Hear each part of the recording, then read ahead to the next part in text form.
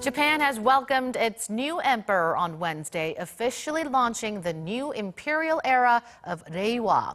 While former Emperor Akihito was known for his reconciliatory stance on Japan's wartime past, many Koreans are showing great interest in whether the imperial transition would bring positive changes to soured Seoul-Tokyo relations. We'll discuss further on the issue with an expert shortly, but first, let's turn to Arirang's Choi for more. During his first remarks, Emperor Naruhito said he will reflect deeply on the course followed by His Majesty, referring to his father and predecessor. Naruhito's father Akihito is considered a pacifist and during his reign made amends throughout Asia for Japan's wartime atrocities.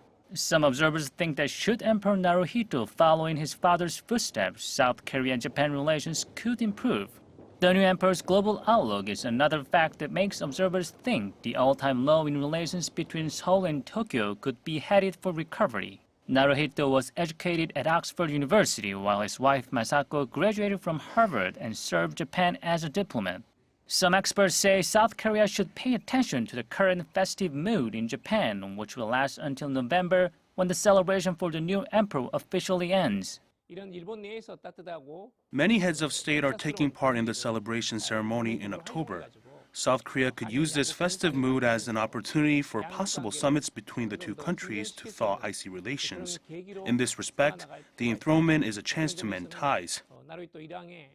While Japan's emperors by law cannot intervene in state affairs, watchers speculate Emperor Naruhito's succession could usher in more frequent dialogue and other diplomatic avenues to better South Korea-Japan relations.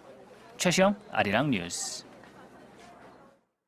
To discuss more on Japan's imperial transition and its possible impact on Korea-Japan relations, we're joined by Dr. Kim Sang-woo, chairman of the East Asia Cultural Project.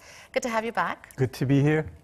So, Japanese Emperor Akihito has abdicated his throne, marking the first time for a living emperor to do so in more than 200 years.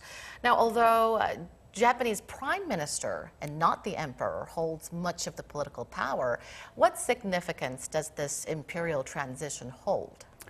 Well, the emperor, before he had to be demoted to a mortal, was divinity, a living god.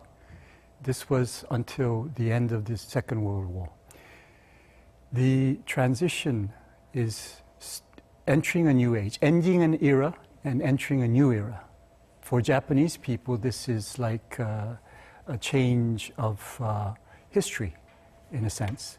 So the emperor, who is the symbol and the unifying leader of the country, I think the people has in terms of the Prime Minister who has the real power, does not receive the kind of respect or the affection that the Emperor and the royal family receives. What do the Japanese people think about this historic imperial transition? Unlike the coronation of Emperor Akihito, because his father was passed away and it was a mourning period, the atmosphere was quite gloomy. But now, as you pointed out, it's abdication by past emperor, and it's a festive mood. The people are having a great time, enjoying it, and they have 10 days of holiday. And there are some, of course, people who have some reservations about the monarchy and who are against it, but the majority of the Japanese people, because the Emperor Akihito and the Empress Michiko has received great admiration and respect by the people. They have actually touched the minds and the hearts of the Japanese people.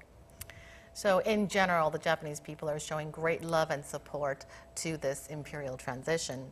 But some in Japan argue that Prime Minister Shinzo Abe is using the succession as a political tool. Well, why is that? It's no secret that the Prime Minister Abe, with his strong Japan and Japan first attitude, was in not so good terms with the previous Emperor Akihito, who was more basing on the past responsibility of Japan and not wanting to see another war take place by Japan and a peaceful Japan.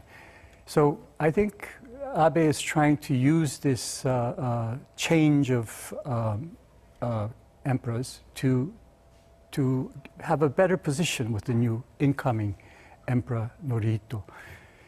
I understand that in February, this 22nd, he met in private with the then Crown Prince Norihito, and this was unprecedented.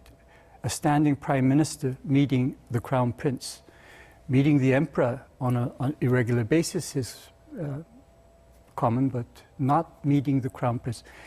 In a way, Abe wants to do many things to amend the constitution, to have a strong Japan, but there has been a series of scandals where ministers were dismissed. They lost 2 by-elections in the lower house in April. So he needs to have good relations and wants to use this festive occasion to change his position in terms of popularity within Japan. And in some aspects, it's working.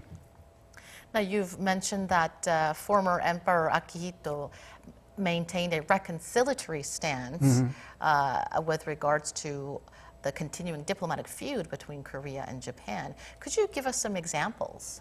Well, not only Korea, but as soon as he became emperor, he embarked upon the so-called litany visits. He visited all the past places where Japan suffered and by the war of the Pacific War, like Saipan, Philippines, places like that. And he paid tribute to memorials to war victims. And when he visited Saipan, he actually visited the war victim memorial site for Korean. And that was also taken very well. In 1990, when President No Tae-woo came, he also expressed his regret of the suffering that Korean people engaged by the Japanese. And in 1994, when President Kim Il-sung visited, he also said the same thing. And in 1998, when President Kim Dae-jung came to Japan, he made that deep remorse kind of. So he has tried. And the highlight, I would say, is that his connection or his link with Korea. In 2011, he said that the Empress was a direct descendant, in the old age, was a direct descendant of King Muryong of Baekje.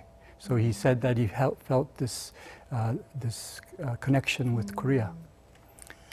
Now to his eldest son and the new Emperor Naruhito. Could you tell us a bit more about who he is? Well, because being in a position of Crown Prince, you have to be very low profile. You cannot do a lot of public engagements because there is the Emperor. But having said that, he was born in 1960, which is, he had no experience of the war. And he, for the first time in the royal family, he studied abroad at Oxford. His interest is in history and transportation and distribution, but mainly water issues. And he is, I think, an honorary president of the Committee on Water and Hygiene under the auspices of the United Nations Secretary General Board of Advisors. So I'm sure that as emperor, he will play a more global role in this capacity. His interest is because there is more than 1 billion people who cannot obtain clean water on a daily basis. But also, he has expressed, although he didn't express many times, but in his press conference, he has expressed clearly that the Constitution should be abided by, and that history should be taught to the non-war generation by the war-experienced generation correctly. So, like his father, I think he wants to abide by the peace constitution, and also that he wants to see that the past responsibility is also not forgotten. So you think the new emperor would maintain a similar stance with his father and former Emperor Akihito? As far as I can see, although the Japanese emperor cannot politically engage in activities or say political remarks. But having said that, in the whole, he will probably follow his father's footsteps. Now, as you've mentioned, the former emperor sent apologetic and reconciliatory messages in contrast to Japanese Prime Minister Shinzo Abe's nationalistic stance. What's your expectation of the relationship between Abe and the new emperor? Well, I know for sure that Prime Minister Abe is trying very hard to have a very good relationship with the new emperor, has made many gestures in towards that direction. But it's hard to say yet as whether or not the new emperor will be as forthcoming as his father in terms of conciliatory messages, especially to Korea. When you look at what the previous Emperor Akihito said, positive remarks in terms of Korea, the relationship between the two countries were in good terms. It's not as bad as it is now.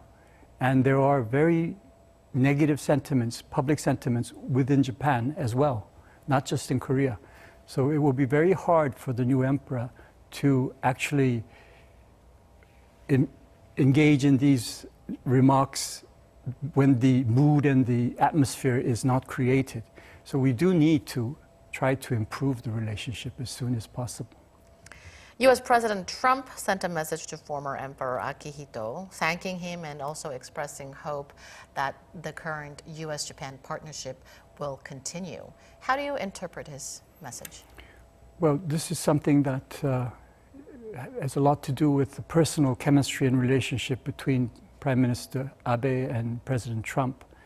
They have met already 12 times. I mean, this is the most that any Japanese Prime Minister and US President met.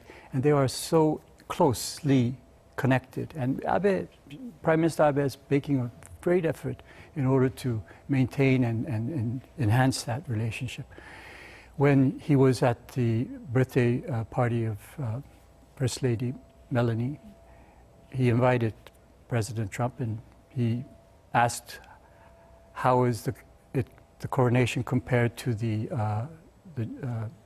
Super Bowl. And Prime Minister Abe said it's bigger than 100 times bigger than the Super Bowl. Yeah, Super Bowl. So he said, then I'll come, right there and then. The relationship is not just personal. I mean, for the U.S., Japan is the most, in President Trump's mind, I'm sure, and most of the U.S. administration, Japan is the most reliable ally in Northeast Asia. When we see the ascendance of China, and the U.S. is also looking at that, of course, in order to check and balance the rise of China, Japan is their most dependable ally, and they therefore wants to see a strong, militarily strong Japan, which is not in our interest, of course, but this is how the U.S. looks at it.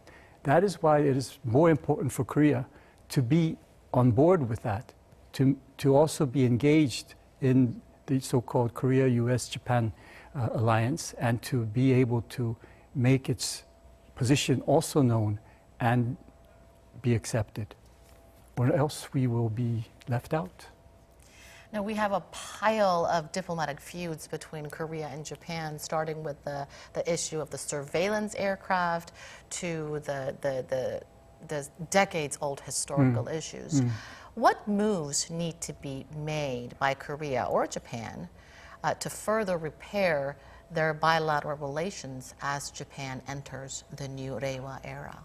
This negative direction buildup has been going on for a long time. It's consecutively about 7 years since the visit of Tokto by President Lee Myung-bak. I would say and no one, since that 7 years, have tried to repair the damages. Rather, they increased it and made more incidents and issues. Right now, we need to at least try to stitch up some of the problems. Firstly, we need to have dialogue. We have to meet. And I think a good opportunity will be for President Moon to set up a summit during the G20 summit in Osaka in June, and really think about what they will speak about, because there are, as you say, piles of issues at hand.